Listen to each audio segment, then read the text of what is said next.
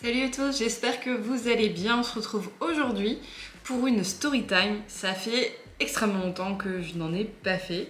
Et si vous avez regardé ma dernière vidéo qui est sortie mercredi où j'étais en plateau télé avec une interview et un reportage qui a été fait en fait sur Rêve Compulsif, eh bien je vais vous mettre d'ailleurs un petit extrait. Mais finalement, ce qu'il faut savoir, c'est que Cassandre avait peur des chevaux quand elle était petite, Oui. et que finalement, c'est grâce à votre grand frère, Petit frère. que vous allez fréquenter les centres équestres. Vous n'êtes pas du coup sans savoir que j'ai commencé l'équitation par le biais de mon frère. Un gros imprévu, parce que à la base j'avais peur des chevaux. Et c'est l'histoire en fait que j'ai décidé de vous raconter. Comment est-ce que toute ma passion pour les chevaux a commencé? Mais avant de commencer cette vidéo, j'aimerais juste vous annoncer une très bonne nouvelle, c'est que enfin mon site internet a refait peau neuve. Il est disponible en barre d'informations sous cette vidéo. Et maintenant, enfin, je vous ai écouté, enfin, vous pouvez commander vos articles directement en ligne. Plus besoin de me contacter par mail, d'imprimer votre bon de commande, de me l'envoyer, etc. Maintenant, ce sera beaucoup plus simple, voilà. Et le petit plus également, c'est que pour le Black Friday, on vous a concocté des petites réductions. L'idéal pour commander, pourquoi pas, vos cadeaux de Noël.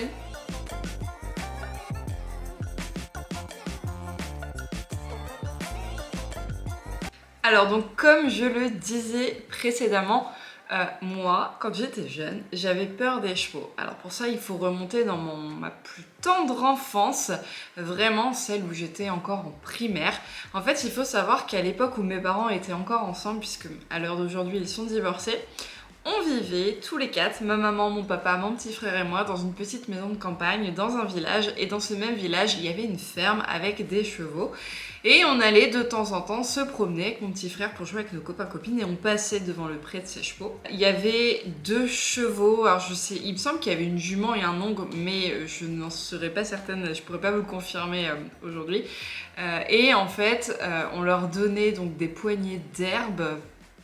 Voilà, alors sachez que l'herbe encore ça passe, mais ne nourrissez jamais un cheval ou un poney ou un âne, enfin que sais-je, un animal en fait que vous croisez comme ça parce que vous ne savez pas si il a le droit ou non de manger ce que vous lui donnez, hein, le pain, les carottes, tout ça, même si ça part d'une bonne intention. Et bien je vais faire cette petite parenthèse puisqu'en fait peut-être que cet animal n'a pas le droit, peut-être qu'il a un traitement, peut-être qu'il est en surpoids, peut-être que... Enfin, on ne sait pas. Ne nourrissez pas un animal qui ne vous appartient pas. On ferme la parenthèse et donc on lui donnait voilà, de l'herbe, des petites poignées d'herbe qu'on cueillait le long de leur clôture et je me suis fait mordre le doigt. Je n'avais jamais été en contact avec les chevaux, mis à part avec ces 2 chevaux-là qui étaient dans ce pré. Et en fait, enfant comme je l'étais à l'époque, moi je me suis dit, bah voilà, le cheval m'a mordu, donc le cheval est un animal méchant. Et du coup j'avais peur des chevaux, juste à cause de ça. J'ai toujours été très très fan des animaux en règle générale, même si c'est vrai que j'ai peur de tout ce qui va être reptiles, serpents, les araignées, c'est pas trop ma tasse de thé. Enfin, il y a même certains chiens et chats en fait qui ont des comportements un peu bizarres, un peu...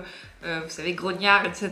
C'est pas, je vais pas aller vers eux en fait, si vous voulez. J'aime beaucoup les animaux, mais je reste quand même quelqu'un de très méfiante. Et les chevaux, par contre, voilà, ils m'avaient mordu, donc je considérais que c'était un animal méchant et du coup j'en avais peur. Au fur et à mesure que les années sont passées, je me suis mise à côtoyer des chevaux par les plus grands des hasards, hein. Vraiment c'était pas mon intention d'aller dans des centres équestres ou des choses comme ça. Enfin, j'en voyais par exemple dans des centres de loisirs. Alors c'est vrai qu'il m'est arrivé, il me semble, hein, de faire, avant que je commence l'équitation, une balade à cheval parce qu'on allait régulièrement dans un centre de loisirs où il y avait des pédalos, des activités, des piscines, et il y avait des poneys et des chevaux et on avait la possibilité de faire un tout petit tour, hein, qui durait même pas 5 minutes et du coup peut-être qu'avec ma famille on avait décidé de faire ce fameux tour. Donc ouais, je me rappelle d'avoir fait une petite balade comme ça, mais pas plus attirée que ça par les chevaux vraiment, et toujours cette crainte, hein, de l'animal grand qu'il est, imposant. Mais par contre, effectivement, vous vous doutez bien que si j'en suis là actuellement, c'est que quelque chose s'est passé, quelque chose a changé et que mon premier ressenti sur les chevaux s'en est allé. Il faut savoir que au divorce de mes parents, à l'époque j'avais une dizaine d'années à peu près, On avait été suivis, mon petit frère et moi, par une psychologue scolaire. Je ne me rappelle pas du tout en avoir ressenti le besoin. Je ne me rappelle vraiment pas d'avoir mal vécu le divorce de mes parents. Peut-être que mon petit frère un petit peu plus, enfin j'en sais rien, je pourrais pas parler à sa place.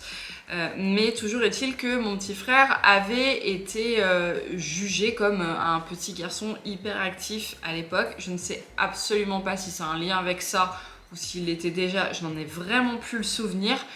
Quoi qu'il en soit, pour essayer de limiter, de réguler, d'apaiser cette hyperactivité, la psychologue scolaire avait conseillé à mes parents de faire donc de l'équithérapie, c'est-à-dire de l'inscrire à un cours d'équitation pour débutants, bien que mon frère avait peur des chevaux lui aussi, parce que on sait bien qu'en présence de l'animal, hein, il faut prendre sur soi. Vous savez, les premières règles qu'on vous apprend quand vous commencez l'équitation, mis à part de sécurité, de porter un casque, etc., c'est de ne pas crier, de ne pas courir, de ne pas passer trop près, d'avoir des gestes délicats avec les chevaux, etc. Et de ce fait, forcément, un hyperactif va devoir prendre sur lui et s'apaiser, se calmer en présence des animaux. C'est ainsi qu'il a fait 1 an d'équitation sous conseil médical, on va dire. Et moi, je ne faisais pas d'équitation à cette période-là. Par contre, j'ai été vraiment attirée par cette activité et j'ai souhaité accompagner mon petit frère lors de ses cours d'équitation. J'ai plus énormément de souvenirs non plus de cette période parce que je vous parle de ça il y a plus de 20 ans maintenant, hein. J'en ai 31 et mon petit frère en a 29. Donc je me souviens juste que mon frère avait vraiment peur et avait beaucoup de mal à dépasser cette peur. À cheval ça allait, mais c'était vraiment tout le côté entretien de cheval, préparer, mettre la selle, etc. Il n'était pas à l'aise et il ne l'est toujours pas à l'heure actuelle, hein, parce que quand je l'emmène voir mes chevaux, il se fait très vite peur, hein. Si le cheval va avoir un geste un peu trop brutal à côté de lui, il va reculer, il va avoir peur de se faire mordre les doigts. Enfin, on sent qu'il a gardé ce côté-là, qu'il n'est pas à l'aise. Et à cette époque-là, moi, le fait donc d'être en contact avec eux, je me suis rendu compte que finalement, non, les chevaux ne sont pas méchants comme je pensais qu'ils l'étaient, et que je les mettais tous dans le même panier, Shetland, poney, chevaux confondus. Et j'ai pris la place de mon frère, alors pas à cheval, mais à pied. C'est-à-dire que dès qu'il avait peur de faire quelque chose, c'est moi qui l'aidais à mettre le licol, c'est moi qui l'aidais à prendre les pieds pour les curer, c'est moi qui l'aidais à mettre le mors dans la bouche. Toutes ces petites choses où il hésitait, il n'était pas à l'aise, je prenais le relais et je me suis pris, alors pas de passion encore à ce moment-là, mais j'ai pris du plaisir vraiment à m'occuper des animaux et du coup j'en devenais jalouse lorsque il déroulait ses reprises avec les autres cavaliers dans le manège et que moi j'étais dans un coin assise sur un cube à me dire mais pourquoi moi je ne peux pas en faire? Alors la réponse, je vais vous la donner, c'est simplement que l'équitation est un sport qui coûte cher et que mes parents n'avaient pas la possibilité de payer des cours d'équitation à mon petit frère et à moi. Mais au bout d'1 an du coup d'équitation, mon petit frère a dit à mes parents qu'il ne souhaitait pas reprendre l'équitation. Non pas qu'il n'aimait pas ça, non pas que l'équithérapie ne lui servait pas, parce que bon, je rentrerai pas dans les détails, c'est une autre histoire, mais il a fait d'autres sports après, d'autres choses pour essayer de calmer son hyperactivité. Mais en tout cas, il n'arrivait pas à prendre sur sa peur des chevaux et du coup, pourquoi payer quelque chose qui est vraiment très cher, on va pas se mentir, si l'enfant ne prend pas de plaisir et se fait peur. Donc c'est pas le but, il allait au cheval avec la boule au ventre, etc. Donc vraiment c'était pas le but, donc il a arrêté. Et à partir de ce moment-là, moi je me suis dit, chouette, c'est peut-être l'occasion de prendre sa place. Voilà, hein. Merci comme si tu passes par là d'avoir eu peur des poneys. Alors, la petite histoire qui a fait que j'ai vraiment commencé l'équitation, c'est que avant de m'inscrire pour une année complète, pendant la période des vacances scolaires, je me rappelle qu'on m'a inscrite à un stage découverte pendant 1 semaine où j'ai commencé du coup à brosser les poneys, les seller et tout pour moi. Donc j'étais vraiment très très contente. C'était un stage où on n'était vraiment pas beaucoup parce que c'était vraiment le stage découverte débutant. Il n'y a pas d'objectif de galop 1, etc. C'était vraiment pour voir si ça nous plaisait ou pas. Même si moi j'avais déjà ma petite idée, mais bon, j'étais pas sur les poneys, donc je savais pas si j'allais bien me débrouiller au final. Est-ce que je préférais pas rester à pied? Est-ce que... Enfin bref. Et ça m'a plu, ça m'a beaucoup plu. Du coup, l'année de mes 11 ans, je crois que c'est ça, j'étais au collège et c'est... Enfin bref, je me rappelle en fait que c'est l'année où je faisais ma communion. Et je me souviens que quand on faisait une communion, après il y avait un repas avec la famille, etc. Et on recevait des cadeaux, c'était un petit peu comme un événement baptême, mariage, anniversaire. Enfin, vous êtes au cœur de l'attention et en fait vos proches vous font des cadeaux. Et le cadeau que j'avais reçu de la part de tous mes invités, alors peut-être que j'en avais reçu d'autres mais je me rappelle pas, on s'en fout. J'avais eu un cadeau commun en fait de la part de tous les invités et ils s'étaient tous cotisés pour m'offrir ma première année d'équitation. Et du coup, c'est comme ça que j'ai commencé le cheval et que j'en suis là aujourd'hui. Voilà, donc à l'époque, je montais... Alors je me rappelle, je m'étais même fait la réflexion, j'ai pas commencé à poney, moi j'ai directement monté des chevaux dans ma première année d'équitation.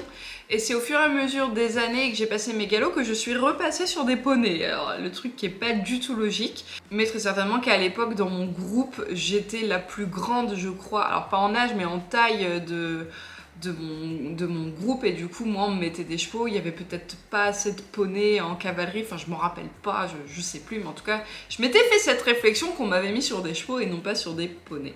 La première année est passée, la deuxième est passée, la troisième est passée et au final, je ne me suis plus jamais arrêtée de pratiquer l'équitation. Donc voilà comment tout a commencé. Maintenant, je vais quand même faire une petite parenthèse à cette histoire et pas des moindres puisque Rêve compulsif s'est greffé là-dedans. Et pour tout vous raconter comment est-ce que ça a commencé, et dès ma première année d'équitation, je me suis fait une copine qui était donc dans mon cours d'équitation, qui s'appelle toujours d'ailleurs Déborah. Et en parallèle de ça, j'avais également une autre copine au collège qui s'appelle Sarah, qui montait à cheval, mais pas dans le même centre équestre où on était avec Déborah. Et en fait, j'ai fait connaître ces deux copines et toutes les trois, en fait, on a créé un espèce de petit trio en fait de copines. Et Sarah avait la chance d'avoir son cheval, ouais c'était une jument qu'elle avait à l'époque, elle a jamais de poney, elle a que des chevaux. Elle avait en fait sa jument à l'époque et on a décidé, c'était vraiment l'époque effervescence des grands galops, etc. Alors ça existe toujours à l'heure actuelle, hein, mais nous ça a vraiment bercé nos enfances, les grands galops, etc. Et en fait on s'était créé notre club du grand galop à toutes les trois et on a commencé les vidéos à ce moment-là. Donc vraiment, je fais des vidéos depuis plus de 20 ans. En fait, quand j'ai commencé l'équitation, alors à l'époque, c'était pas du tout le matériel qu'on a à l'heure actuelle. On filmait avec une espèce de petite caméra avec une qualité désastreuse. On postait nos vidéos sur Dailymotion. Mais en fait, on avait tout scénarisé. Vraiment, c'était... Ouais, une web série équestre. On inventait des aventures qui nous arrivaient, etc.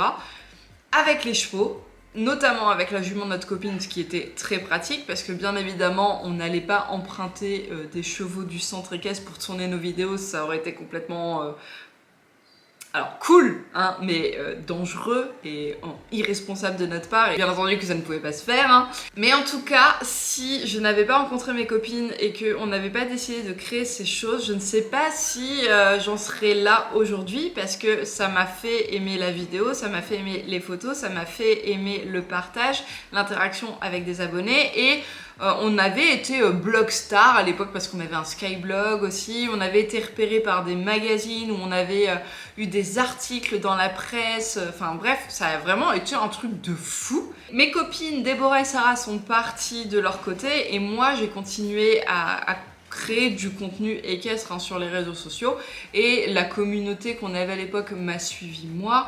Et de fil en aiguille, voilà, vous connaissez un petit peu mon histoire avec mon accident, l'arrivée d'Ultra dans ma vie, la rédaction de mon Skyblog et l'invention du nom Rêve compulsif qui m'a suivi. On a grandi, la communauté s'est agrandie et aujourd'hui, j'en vis les gars quoi, j'en vis.